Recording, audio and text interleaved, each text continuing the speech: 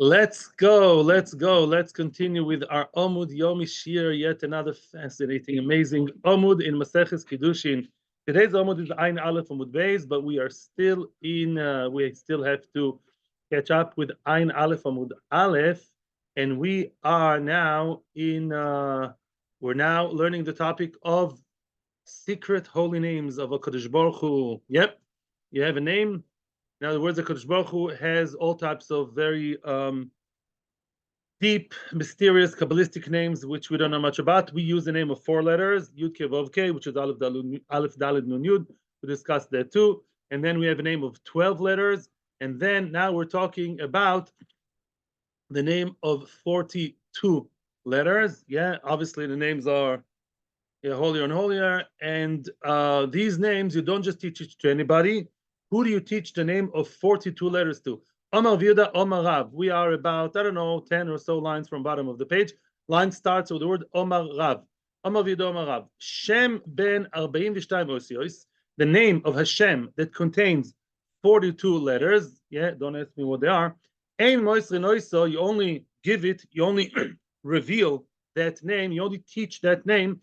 Ela lemi shetzanua ve'onav. Only somebody who's modest and humble.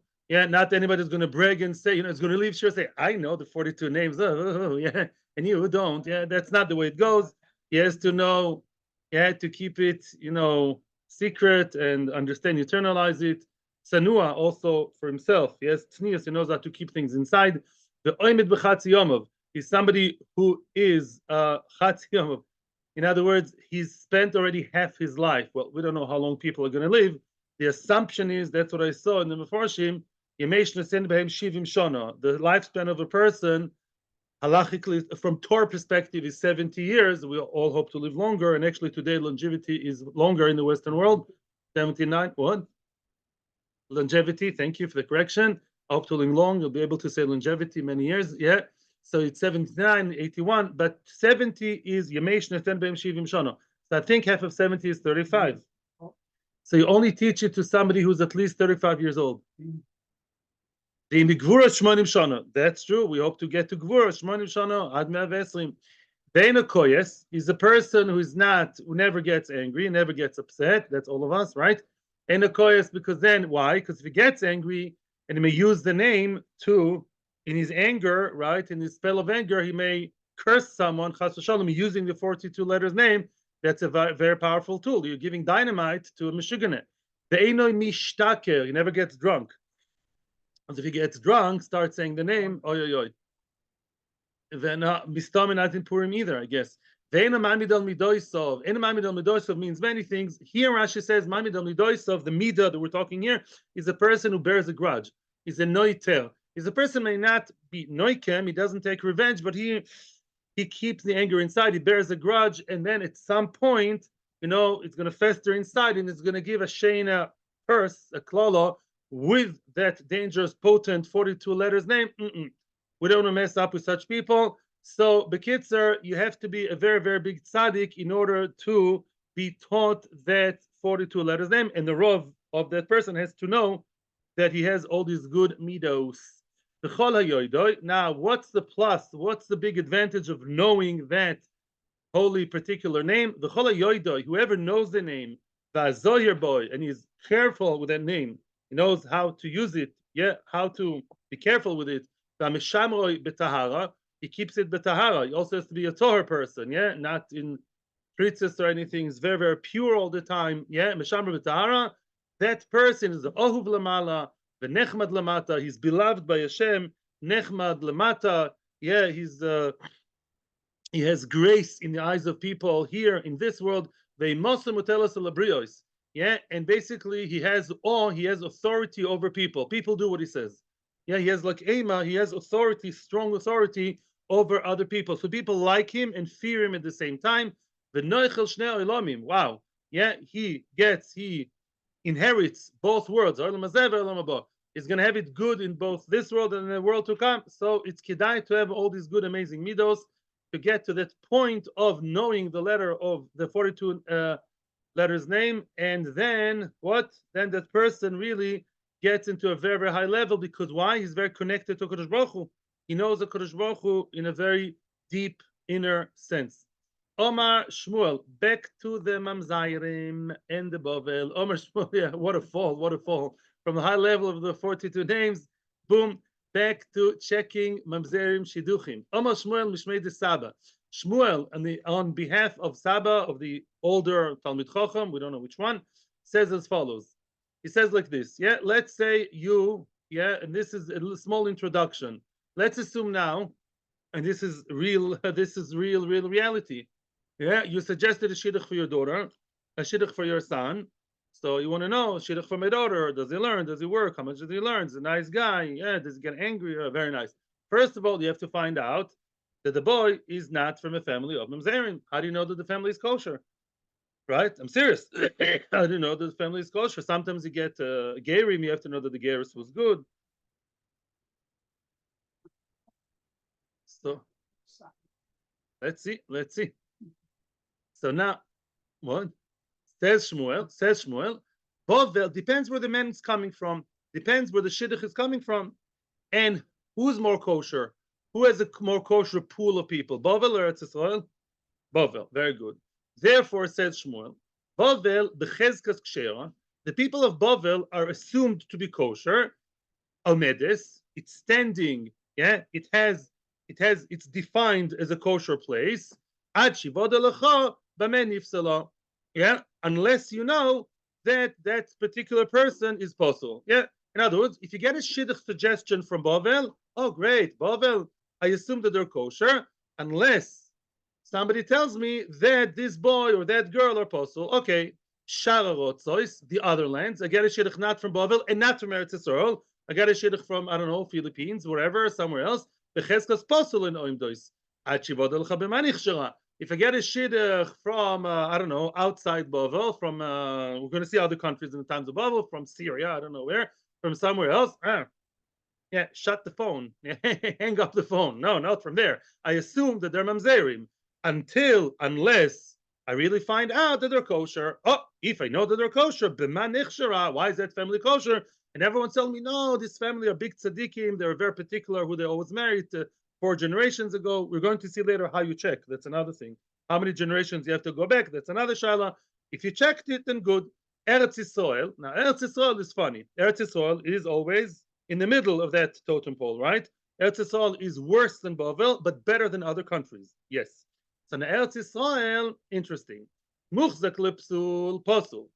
If that family is muchzak to be pasul, then they're pasul. Muchzak lekosher, kosher. If the family in Eretz Yisrael are assumed to be kosher, then they're kosher. Now the question obviously is, what are you really telling me about Eretz Yisrael? What's the chiddush? And besides what's the chiddush, there's some kind of a contradiction over here. Estira b'diyukim, haguf akasha. Don't you realize what you just said about Eretz Yisrael is an eternal conflict? It's a contradiction. Again, what did you say about Eretz Yisrael? If I know that the family is kosher, kosher, choshev people, kosher mahadrin, only very, very ultra orthodox, only married among themselves. And if I know that the pasul, a bunch of mamzerim, then no. Well, the obvious question is, you're really contradicting yourself. Why?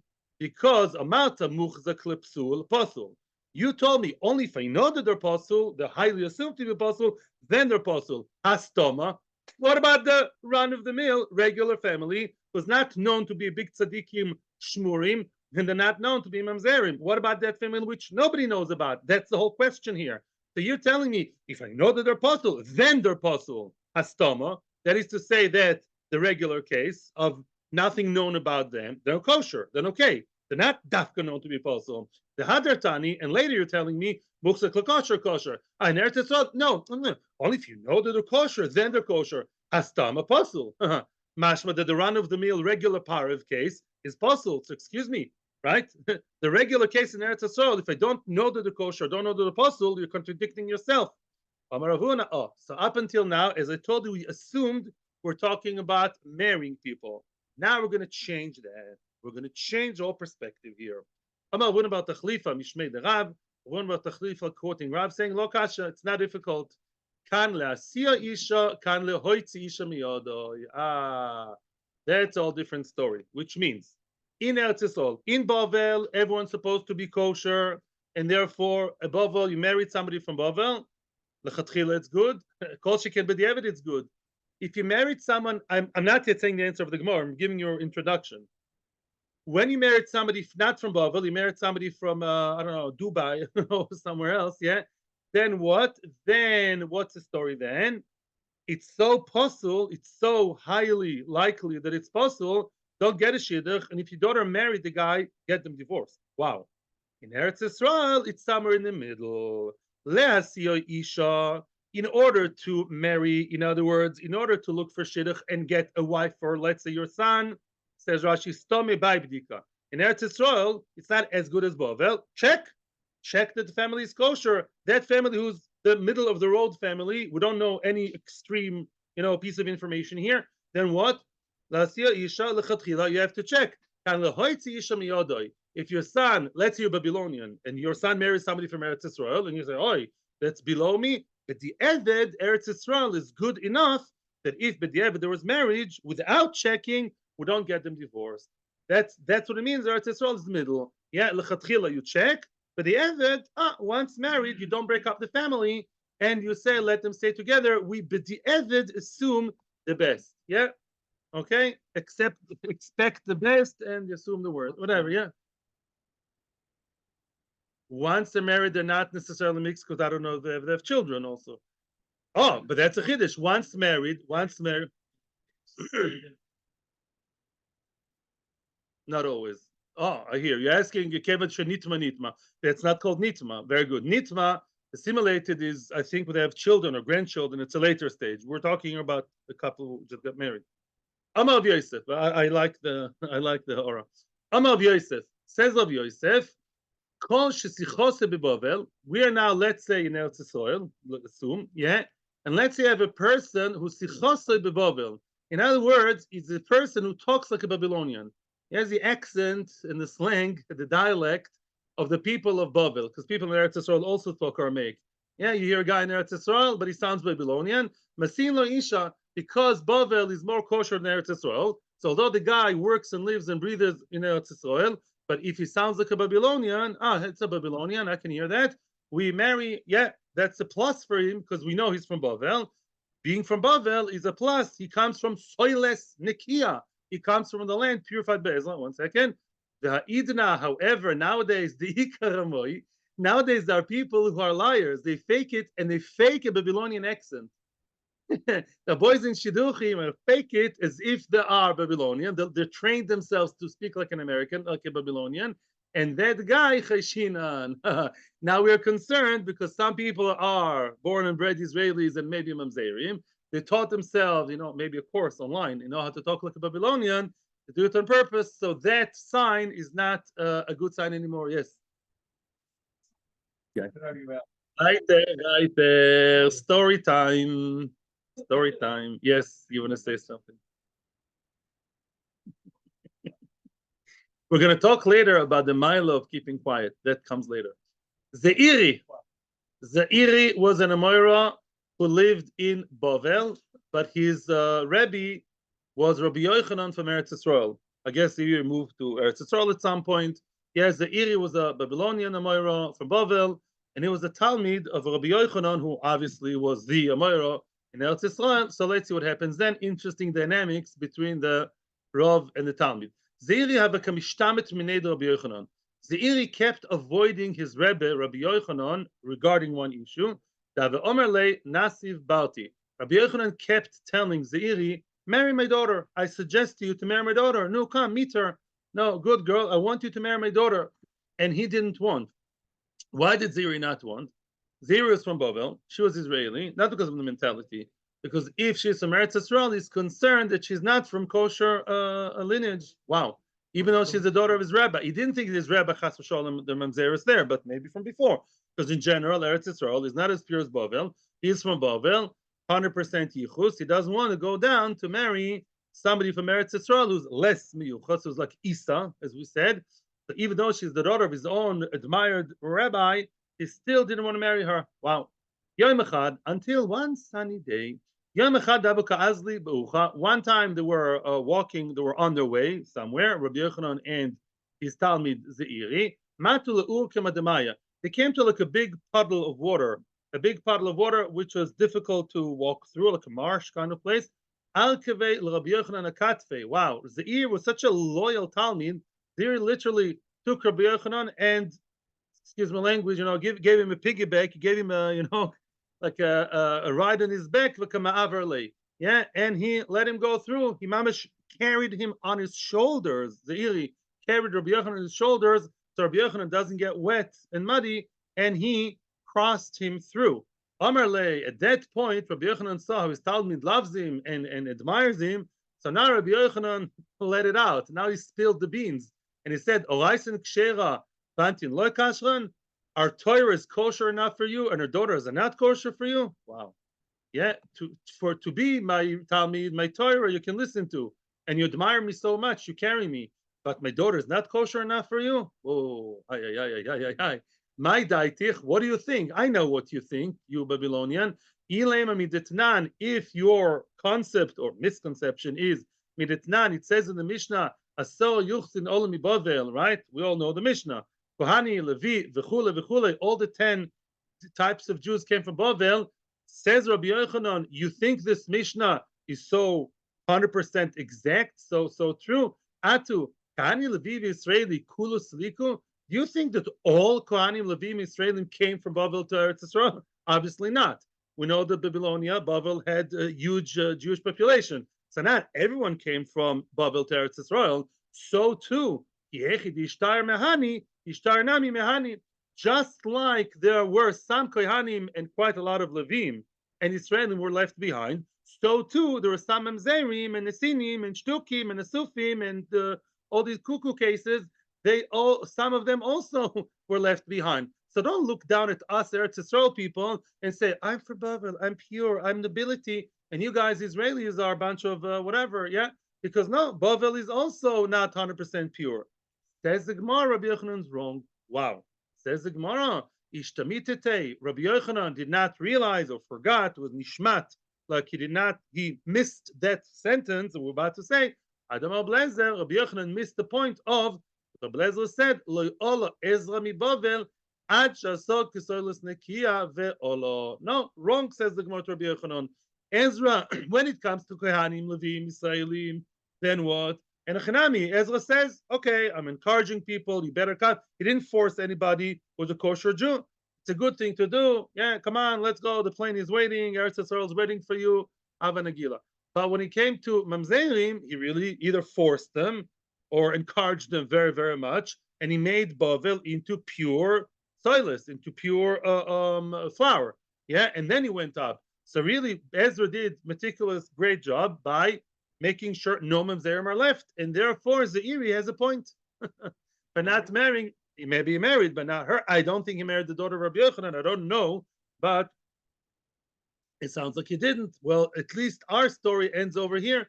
And really, the Gemara takes very seriously the point that Bavel is more kosher than Eretz Yisrael. Later on, the Gemara will have some kind of reservation about that, but that's what we're saying now. And that, by the way, possibly strengthened my point of what I told parents the other day about that family, Pashchur family, because they were not Solis Nikip. They were either Kohanim, they faked it, or they were Avodim. But if they were Kohanim and they managed to fake it, then Ezra didn't force them to come. That's the point. So maybe that's why I stayed in Bavel. Mamzerim came with him, but so-called Kohanim didn't. Maybe that's the answer. Weiter. Let's go. Ula. Yeah, another choshuva. Ola Meroim choshuv. Ula ikla le Pumbedisa lebei Rav Yehuda. Ula came to Pumbedisa, and we very recently saw that Pumbedisa was the hometown of Rav Yehuda, the Talmud of Shmuel. Very nice. So now Ula came to Pumbedisa, to the house of Rav Yehuda. Rav Yitzchak, he saw Rav Yitzchak, brother of Yehuda. He saw Rav Yitzchak, the son of Rav Yehuda, the Godal. Oh, wow, I haven't seen him. What a big boy. Psh, he grew up. Veloy Nosiv, and he wasn't getting married, wasn't in Shidduchim. Yeah, wasn't even trying to get married. Well, what's the problem? Amarle, my time aloka min sivle, mar itza lebrei. He approached the father. He asked Rav Yehuda, why don't you marry him off to a woman? In other words, why don't you look for shidduch for him, right? He's looking for $1 million apartment. He's a yeshiva bacher. No, that's not the reason. No. Why isn't he getting married? Why not? Omar Lay, so the response of Rav Yehuda, who was in Bovel, says, was Miyadana Meicha Ansiv. How do I know where to find a good woman? Says Rashi, Ezu Isha Miyucheses. I'm scared. Maybe people around are mamzerim. Maybe they're not miyuchosim. I really don't know where to find a good shidduch for my son. Not because of he may have a lot of girls with good midas who work in high tech and they make a lot of money and they're nice and they're pretty and they're best girls in STEM, but maybe they're not miyuchosos. Yeah, maybe they're not with yichus. Maybe they're mamzeris or something from somewhere. Excuse me. Asks the Maharsha a question before we continue. Where is Pumbedisa? Is that in Canada? In Mexico? Where's Pumbedisa? In Bavel. Ah, I thought Bavel was pure. I thought Bavel was the height of purity. So why is Rav Yehuda concerned that all the girls around are a bunch of, excuse me, well, really what? It's a pure place. Well, the obvious answer answers the Maharsha. Oh, this is one other thing I wanted to tell you the other day. That last time I checked, many years passed between Ezra and Amiroim. Good few hundred years at least, right? And meanwhile, a lot of things can happen. Says in Maharsha, even if you assume that all of Bavel Jewry were kosher and no woman messed up with a plumber, excuse me, even if we assume that, there were other countries next to Bavel, right? We didn't have tight borders. There was no Iron Curtain. So the countries surrounding Bavel were less pure. And then there were possibly mixed marriages between Bavel and people from the surrounding countries. And therefore, Bavel at some point, according to this opinion of Yehuda, lost its luster, lost its spatial status of purity. And now he's concerned, and he says, I don't know where to find a woman for my son. Omarle. So now he answered back. Ula answers back sharply, Atu anan miyadinan mecheka atinan. Do we know where we come from? Why do you assume you're more kosher? In other words, probability-wise, right? Let's say we're all 50, 40, 60% mamzer, so are the other families. If you marry a family who's more or less the same style, same history, same type, yeah? So why do you think you're more pure than them, right? Bishlama before, in the previous sugya, where the Babylonian was looking down at the Israeli girls, makes sense. I come from purity, and they're not good. But for both in Bavel, as much as you're choishesh, yeah, it's both ways. It's not like you're purer than them. And now it's going to give him a whole rundown to show him how it's possible the Jewish people in his times could very well be were mamzerim. Why? Dilma, maybe he's continuing to prove that there's always possibility of mamzeris. Dilma, maybe mehanach dichsiv. It says in Eicha, may we not have to read it this year, but in the book of Eicha, right, in Lamentations, yeah, it says what? It says the famous pasuk. It says Noshim betzion inu, besulos be'ora Yehuda. The goyim lo aleinu machshimam the bavlim. What did they do? They tortured the besulos, the women, married, not married, yeah, in Ora Yehuda, in Zion. In other words, the goyim, you know what it means to torture. Lo aleinu, they raped them, married or not married. Now, a married woman who's with a goy, l'maisa la'alocha, the child is not a mamzer. The child is not a mamzer. She's a zoino. She has to get divorced. That unfortunately happens. A Jewish married woman with her, I don't know, goisha friend. So then it's a machloikis if he's a mamzer. Yeah. What? Yeah, or like with Ololenu, the Palestinians. That's Imach right? They all miscarried. Yeah, they got a psak dalat to miscarry. So then, what do? So then, lemaisa, you could say that he's a mamzer. Our opinions to say that a goy, that's not the halacha. Our opinions to say that a goy and a Jewish woman who's married, the kid's a mamzer. And our opinions to say, like Rabbi Akiva, as you mentioned the other day, that even a goy with a non-married Jewish girl, because there's no tfisas kiddushin, the child is a mamzer. So maybe we're all descendants of them. These women were raped and then taken to Bavel, and then they carried on the lives in Bavel. Maybe we're their descendants of those women. The chitema, and if you want to tell me, oivid kechovim ve'eved abal b'asisol vlad kosher, maybe you want to tell me, okay, I follow the opinion that says, as I just told you, a goy or an eved who have relations with b'asisol, the vlad is kosher, right? And by a goy, even with a married woman is kosher, but the eved, so maybe we're okay. No, okay, if you get over that problem, if you manage to pass that obstacle, there's another question now. The Dilma, maybe Mehanach, there's, even if you say that generation was okay, there was another generation with a much, much worse problem, This is the Gemara in Shabbos Daf Samech Beis. Dichtiv. It says in the Sefer Amos, Dichtiv Behu. There was in the time of Bais Rishon, there was horrible, terrible, promiscuous behavior by some people, as we're going to see, and maybe we're descendants of those people of Bais Rishon who were exiled to Bavel, and they behaved terribly. Let's hear what they used to do.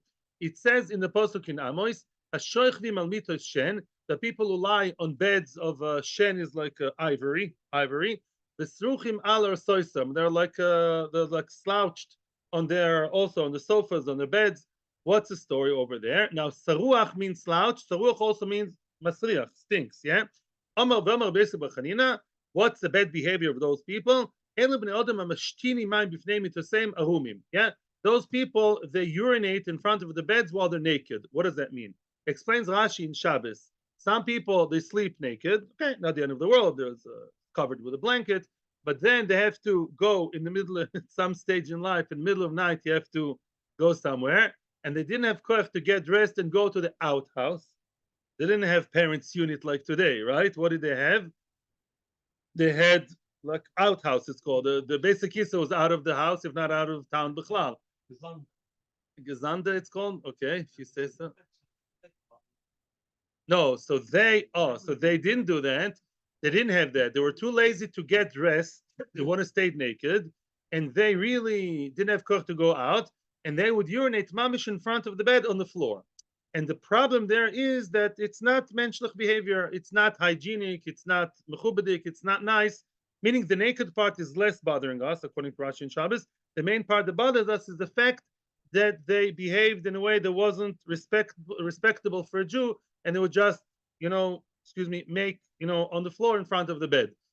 And that's why they went to exile.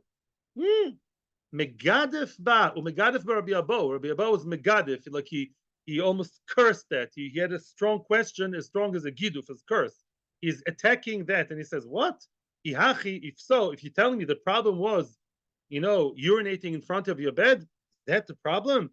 Look at what the pasuk says later. Look at the continuation of the pasuk.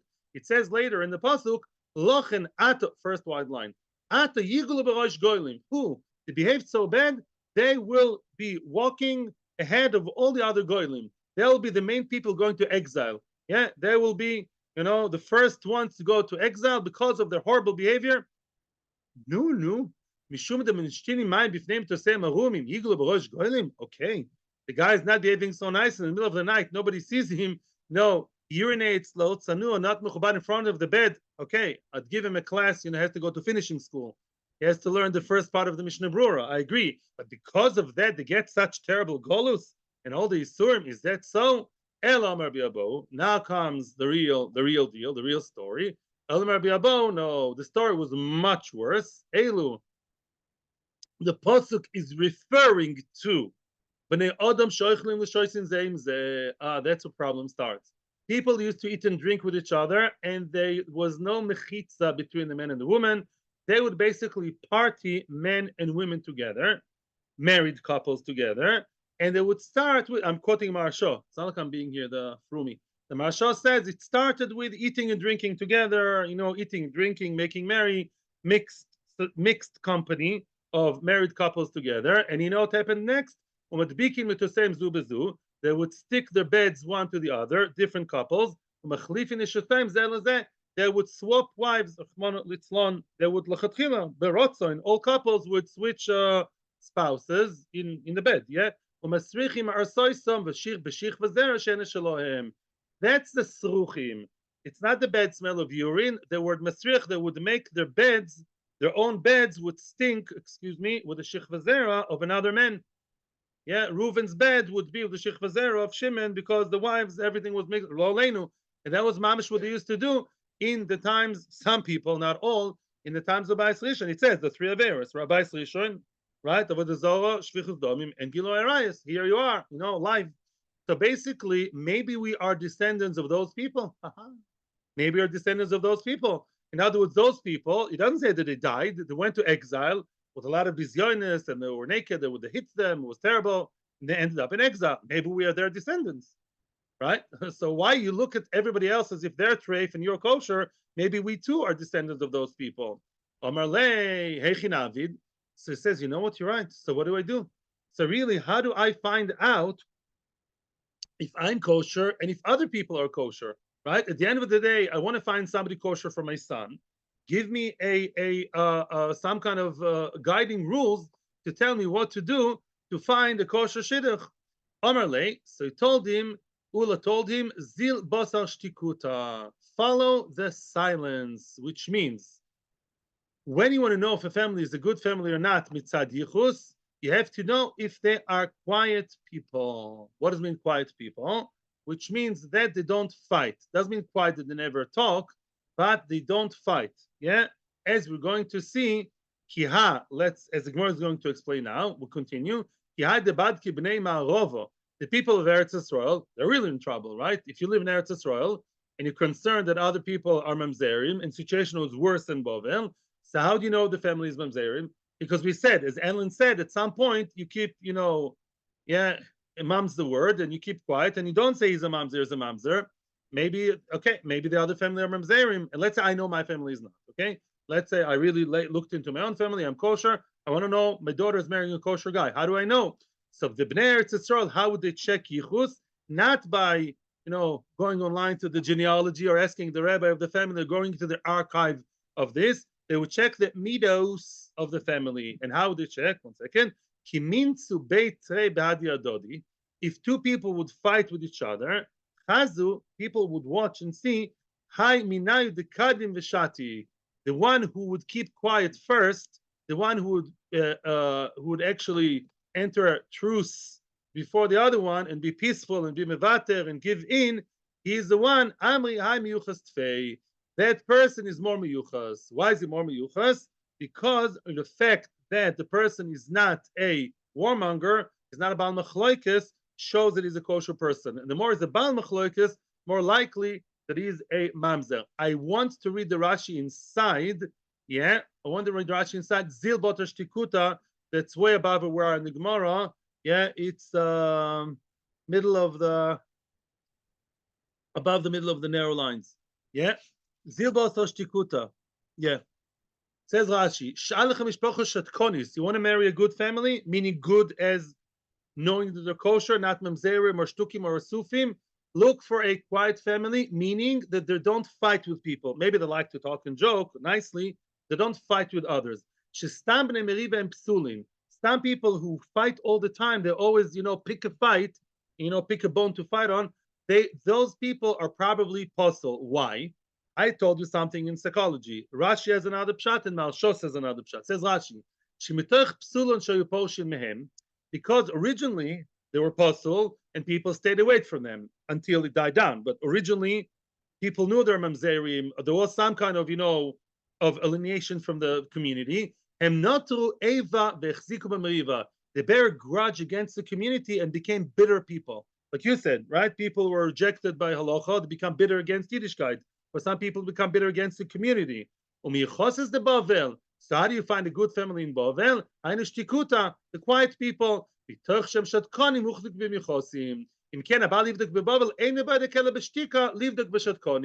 other words, the only way to check in Bavel is because Bavel is not what it used to be. Silas Neki of Ezra. Bavel is today is not the Bavel of yore, nostalgic here. And therefore, the Bavel, how do you check? Check for a good family. You keep quiet. If their neighbors bother them, they're okay with that. Maybe they start fighting, but then they die down. They don't keep on fighting the whole time and have issues with the whole world. Okay, that's the way to look. Now, 1 second. He had the bat bnei ma'arov. Bnei ma'arov. Oh, no. Omarav. Excuse me. Now we're moving from Eretz Yisrael to Bovel. Omarav. Shtikus de Bovel. Hainu yechusa. Yeah. The only way to check the yichus in Bovel is by knowing who's quiet, who's not quiet. Okay, says the Gemara, is that so? Is Rav telling me that the only way to check is really the midos of the family, that they're not, not fighting people, they're not warmongers? Is that the only way? Amy, I'll show you a story that proves otherwise. The Rav, the Ikla Rav, it's the same Rav. Rav is the one who said, don't waste your time with looking into the grandmother and looking into the archives and ask the rabbi of the family. You're wasting your time. Just check the good midas of the family, that they're nice, quiet, placid people.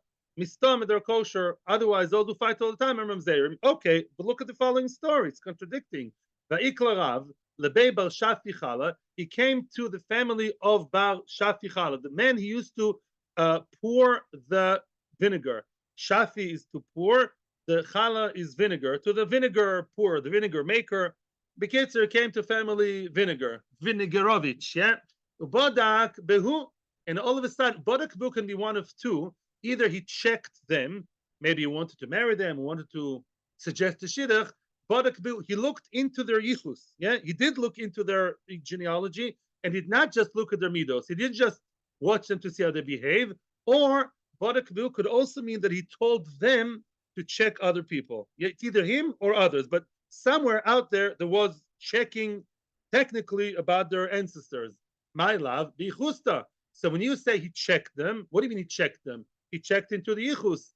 Answers the Gemara, loy b'shtikuta. No, no, no. He checked their level of midos of shtika. Hachi ke'omer lehu. And this is what he told them. Doiku. When he told, as I told you, the second shot, he told other people, go check into that family. He did not mean check into this family, make phone calls and emails about who is the father of the Rada and the Rabbonim and the Erkai. No, he meant check their midos. That's what he meant by check into them. Ishatki, Eli Shatki. That's all he wanted to know. Make sure, ask the neighbors, ask the community members, are they fighting all the time? They're not fighting all the time. Or the people are nice and quiet who don't fight with the whole world. Then the Mistama kosher family. That was the checking up. Okay, the Seder. Would also keep quiet because they want to extrapolate who they are. So they would also be quiet. So the Maharsha says something similar to yours. Maharsha, thank you for reminding me. Maharsha says that maybe Mamzerim can be more, sly than that, can be smarter than that, and Dafka keep quiet all the time, in order to hide it. The Maharsha says a different reason to Rashi. Maharsha says this is again a rule in psychology. When somebody is afraid that people will blame him of so and so, then he's blaming others before they blame him, right? So let's say a person is scared that other people call him Eved or Mamzer, so he quickly calls the others Eved or Mamzer when they start the relationship, so they won't blame him. In a good sense, in the Holocaust, there were Jews that were very, very smart. They would tell another person, "You're a Jew." Well, really, he was a Jew, right? In other words, so I'm saying to save themselves, right? To say to a goy. In other words, when you blame others of something, they assume that you're not that, right? So they want to create themselves an image of kosher people by not fighting over the broken pipe or fight over who jumped the queue in the bank, but they basically fight by trying to besmirch others and keep themselves clean. And that to them seems to be a very smart thing to do. And then we say, no, no, no. When a person keeps calling other people names, then he himself is a mamzer. If some Zerim can outsmart that, what can you do? If they even outsmart that, you do your best. And Lamaisa, bad midas are hard to hide. You have to just look more into it. But if they have the nature within them of fighting and blaming, people hide things in shidduchim. What can you do? You do your best. You do your best to try and find out. There's always, it's not a foolproof system that I can tell you. Yeah, true. They do the best to hide, and they do the best. No, it's stories I can tell you about it. Weiter. Okay, very good. Okay, Omar Vimarav says Rav Yehuda on behalf. And by the way, Zoom. I think Zoom is okay. Yeah, fine. Basically, let's continue. You should know that this is written in Shulchan Aruch. I saw today the Shulchan Aruch and Ramah. Ramah says that's halacha l'maisa, way to check a family. Check that they don't fight with each other or fight with other people. That's a way to check into a family, right? In halachically, as to know that they're not mamzerim, right? In other words, the Ramah says nowadays you don't have to be choshesh families are mamzer, the becheskas kashrus if they stayed in the frum community. But if you know there's a family who have fights all over the place, I don't know if it means once or twice. Sometimes people have a justifiable reason to have sichsuch. But if they're an ongoing, they fight with the whole world, then there's real chash mamzer. That's what the Ramah says la halacha. Just interesting to know. And let's see more of the same idea, more on the same. Omar Bid Omar Rav. אם ראית שני בני אדם שמסגר עם זה בזה, you see two people, two individuals that from some reason they always have issues with each other, שמץ פסול יש באחד מהן. Probably without them knowing, there's some kind of shemetz, there's like a little bit of a questionable psul flaw with one of the other, with one of them.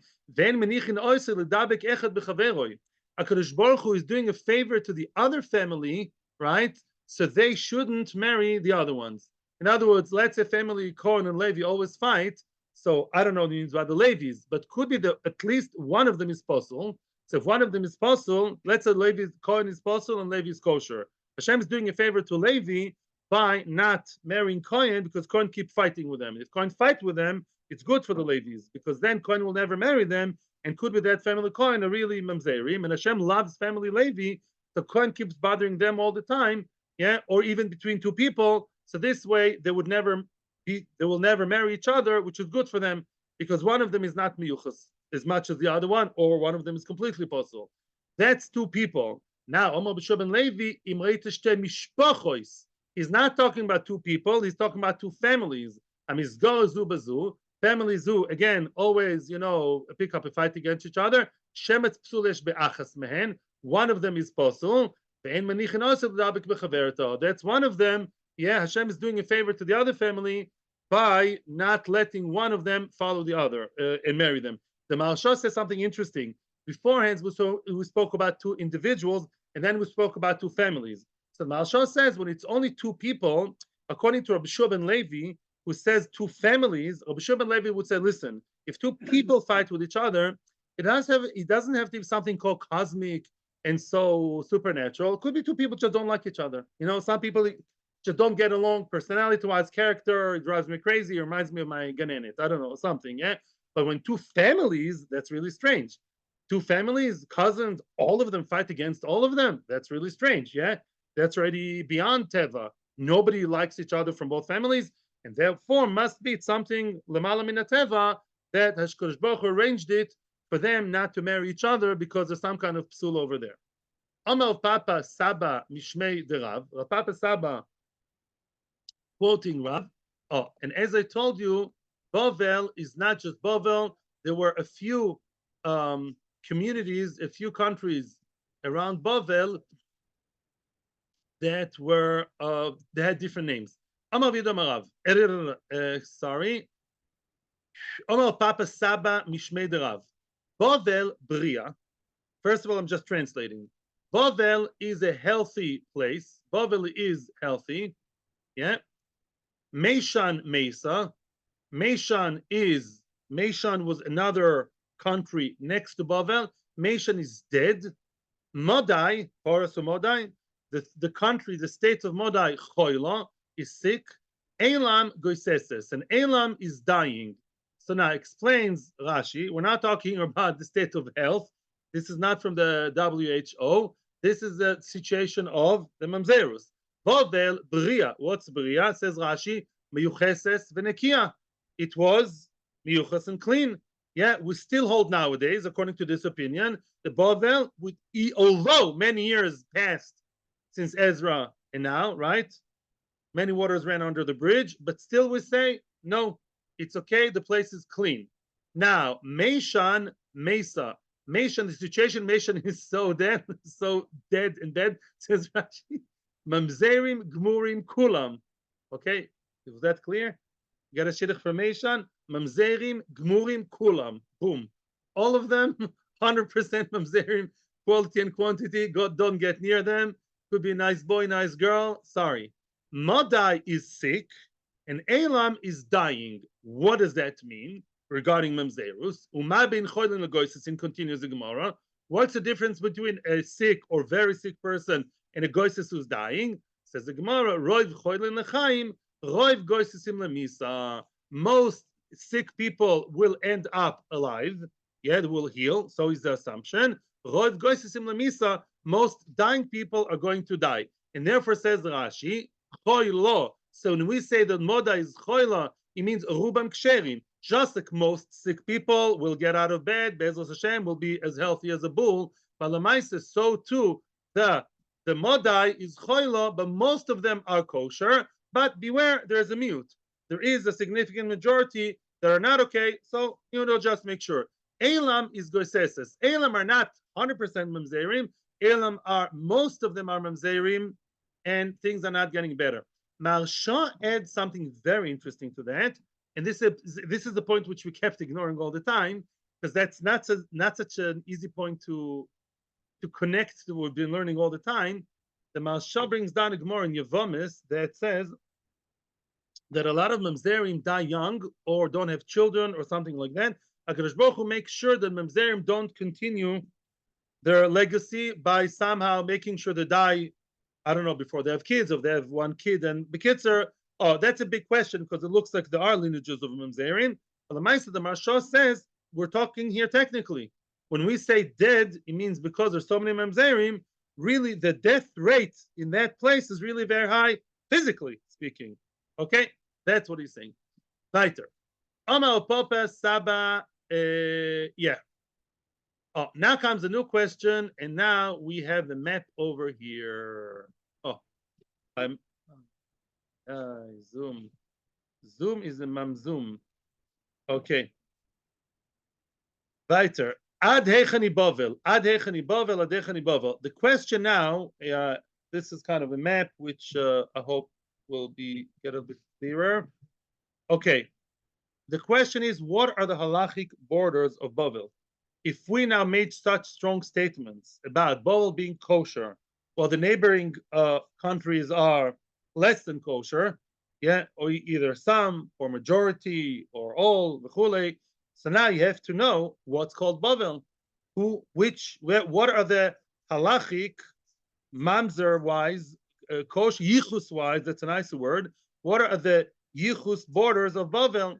So now, before we continue, the assumption is everybody knows that Bavel, this is Bavel here, smack in the middle, Bavel, yeah? Bavel is between two rivers, the Chidekel and the Pras. Pras is Euphrates, Chidekel, Tigris, and these are, the two rivers, and between them is Bavel. So that's not even a question. The question is that sometimes, according to some people, Bavel's borders to different directions, north, east, west, south, maybe Bavel's the halachic borders go beyond the Pras and the Chidekel, and we have to know up to what point you still consider the place to be Bavel, and from what point it's called something else, Elam, Meshan, etc. Okay, so let's first see the words.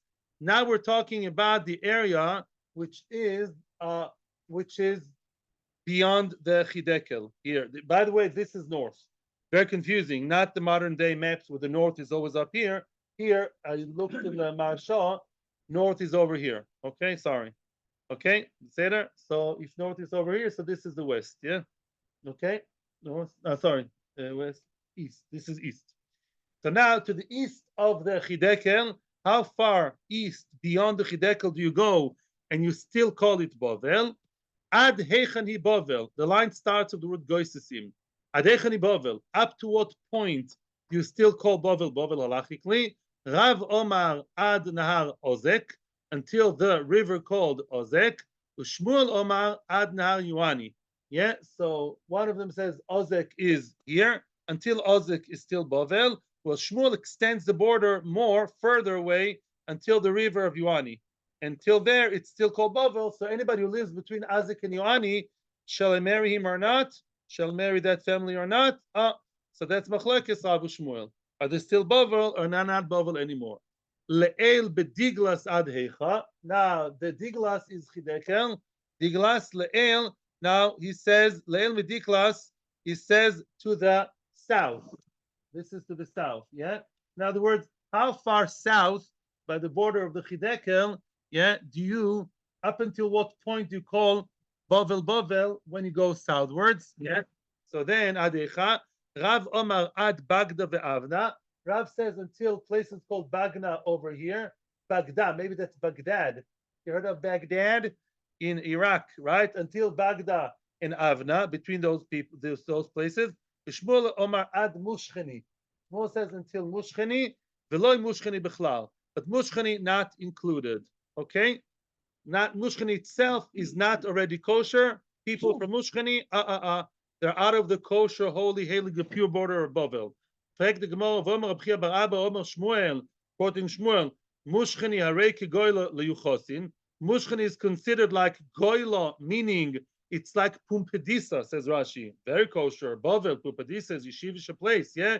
They're very kosher. And mushkani is as good as pumpedisa of Bavel. Ella, therefore, must be, you were wrong. Ad mushkani umushkani bichlal. Until mushkani, including mushkani, which means the Rav, again, is more machmir. He says only until Bagdan Avna, until here. Well, Shmuel says until mushkani, and the whole area of mushkani itself is also kosher. Now, letachtis bediglas ad heicha. Now, what happens? Letachtis bediglas ad heicha. Yeah, letachtis, the under the diglas, the chidekel, up until what point? I would stop here with your permission. I'm sorry, I was stopping 5 minutes early, but basically, I want to stop here because I did not yet prepare. I want to be better prepared. So now we're holding in letachtis bediglas. On Sunday, I hope to bring a better map over here, and then we're going to look through all 4 directions of Bavel, and maybe now we're going to do some summary questions. Yeah, questions. Baruch? No questions. Questions, anybody? Okay, so let's summarize. You have a very nice map over here, I'm sure. Thank you very much. Yeah, maybe I'll try and get a map. Oh, they have a very nice sheet. Very, very impressive work of art school, as always. Right? Very nice. No, really, really good. Very nice. Shkoich, I'm going to have a look at it. They're doing an excellent job. So now let's summarize. Let's summarize. So how do you know that a family are not mamzerim? That is, if the people who keep quiet and they don't fight, that's the best siman, right? Now, what about Bavel? Is Bavel nowadays? Bavel doesn't exist anymore. I mean, there's hardly Jewish community there. What? It's the only siman. Now, however, there are other simonim, and thank you for pointing that out. You guys are saying beautiful comments. There's also another point. If you see that a person or a family, that is how far do you go, do not have the 3 characteristics of a ben Avram Avinu, and that is what? Rachmanim, Beishonim, Gomle Chasodim. Says the Ramo, if you see he doesn't have any of the 3, you see a person is a cruel person, he's not a Rahman, he never does chesed, like a miser, no chesed and cruelty, and he's not a Baishan, he's the chutzpan, he's insolent, he's in your face, yeah, he's cheeky, too cheeky, yeah, brazen. Such a person is likely not to be of good yichus. He could be a great grandson of not mamzerim. He could be from the Givonim.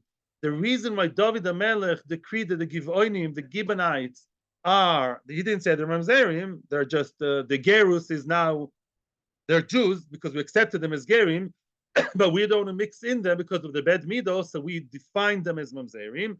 So if you see a Jew that does not even have one of the good characteristics, is both cruel and a miser, and doesn't do chesed, is very self-absorbed and is cruel, and also, what is he? Mechutzaf. If he has all these 3 good midos, very good midos, such a person is questionable. So I don't think it's good to marry such a person anyways, you know what I'm saying? But even if he is nice, but both his parents are like that, so his grandparents, the whole family are real bad midas in those 3 areas, it's a halacha in Shulchan Aruch. I'm not reading your Musar Sefer here, or your guidebook for shidduchim. I'm telling you what it says on halacha. Such people stay away from because likely that they are of questionable origin. So that all that's on halacha. The Ramo says that. So beseder, bekitzer, when we all have good shidduchim for the children, grandchildren, very quick with good heilige yidden. Hatzlacha bracha to everybody on YouTube and everybody in the heilige beautiful site of Torah Anytime. What a beautiful thing. Hatzlacha uvracha to all. Thank you. Have a wonderful, super good Shabbos. Thank you very, very much.